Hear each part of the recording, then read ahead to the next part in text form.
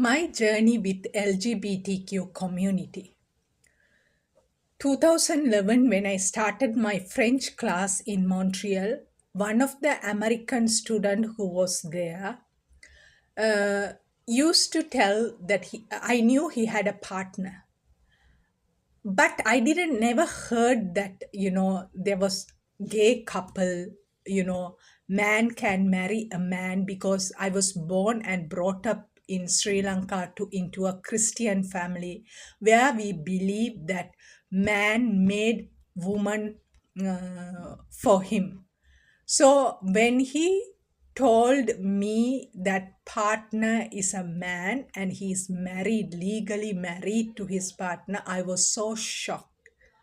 But before that, the friendship was very strong. He was one of the caring, very kind person I had. So I couldn't say, because you are married to a man, I don't want to be your friend. So I continued that friendship, and with them, that married couple, that was the first gay couple I ever met in my life. And through them, I met other couples, gay people. It was very safe for me to be with them. I was a divorced woman, and I felt very safe.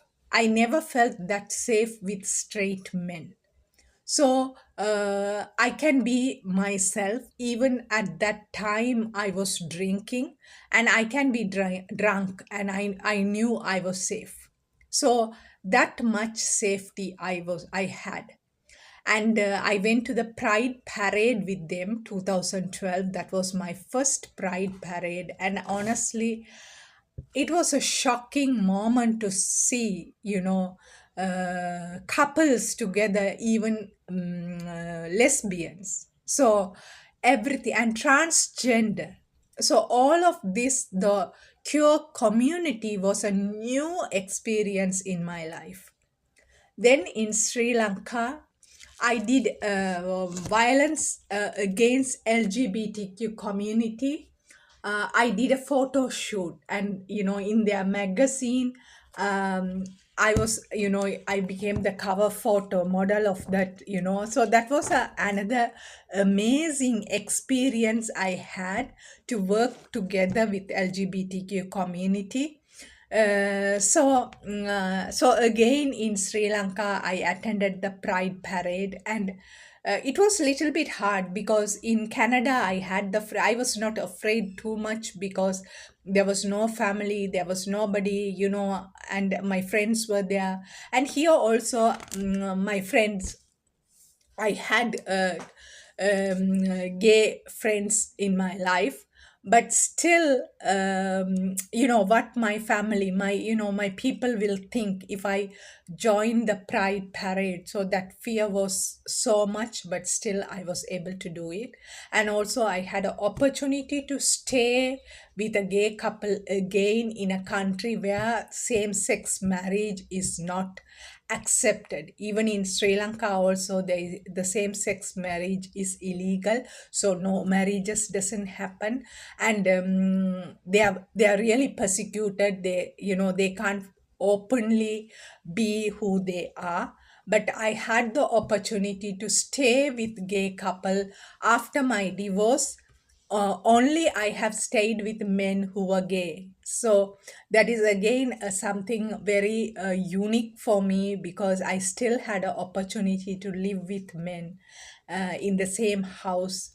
And because as a divorced woman, either I have to live living together, or there's no other option for me, unless I get married to a man again. So that was a new journey. Then actually I met lesbians. So I went with to Pride Parade with lesbians, and I had a book one of the lesbian gave me. It's about a lesbian couple getting married, and honestly, when I got that book, I felt so ashamed. I was so scared. I have to put a cover and read it, because I was like, oh my God, what people will think if they find this book, that I am reading, and there's so much of fear of the society I had at that moment. Then I had the AWCCA course where I was able to learn about this queer community. So that gave me so much opportunity to learn the sexual orientation. Even asexuals were present in our class. So that was something very surprising for me, because I thought celibates will be monks or nuns, but even normal people who have been asexuals and who are living. So all kind of different kind of people I was able to meet in my life, especially transgender females. So one woman really inspired me a lot. She was really seen very, she was outcast from the society, but still, when there is a childbirth or any special occasions, they invited her because they believed that her presence will make, it's like a good vibration. So that belief was there for transgender. In Tamil, they call Tirunangaigal, and that Tirunangaigal are really still valued in a way. They are seen normal life. They are not respected, but for occasions they see it's auspicious to have this, transgender, especially in Tamil community. So that particular transgender female was very inspiring for me, and I have met other transgender women who have been, their journey, and they have the courage to speak the truth, and share, what they believe deep inside, who they are, and they didn't hide themselves, because of the fear of the society. So I really appreciated, and I really kind of, valued them, who they are. And I met a friend who identified herself as bisexual. So that is again another kind of a surprising moment for me. And I asked, like, how did you know you are a bisexual? And she was like, yeah, I know that, right? And I was like, oh my God, I don't know. Because for me, my mindset is I am born for a man. So for me, even to go on a date with a woman, to explore, to see whether it's going to work or not, it's a very difficult thing. It's so easy for me to go out with a man. It's like it's my whole body, myself is tuned, to meet a man. But to meet a woman, it's a very, a real hard journey. But I have met lesbian women, and to take that step to explore, I still have difficulty. And try, even the lesbian women have encouraged me try, and my male friends have encouraged me to try. And still, it's like a something which has come generation to generation, because in our generation, in our family, all the human being have married man and a woman. So there is no transgender, there is nothing. Everybody is bound, as what, Bible says, like, man and woman be together.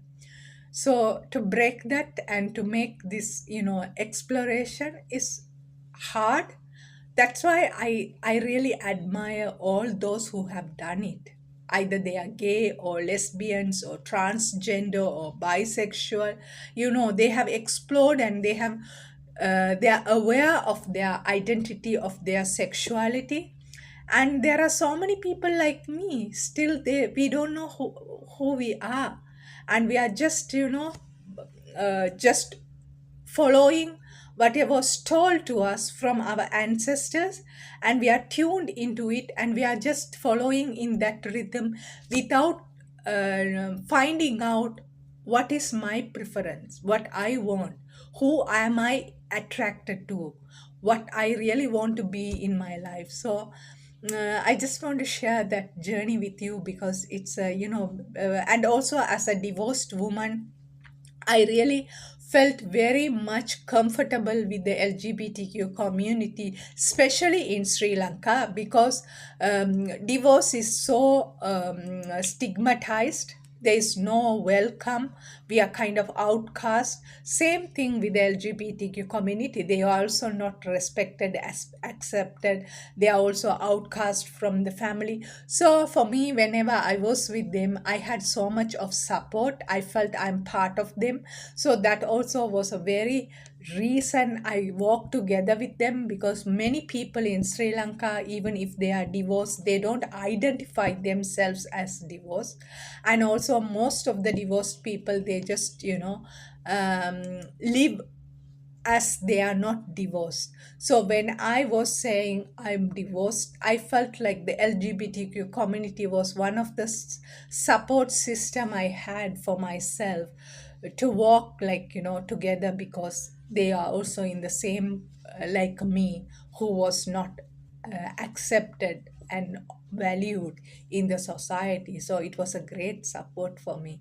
So it's a I'm so grateful that I had this opportunity to walk together with the LGBTQ community in my life.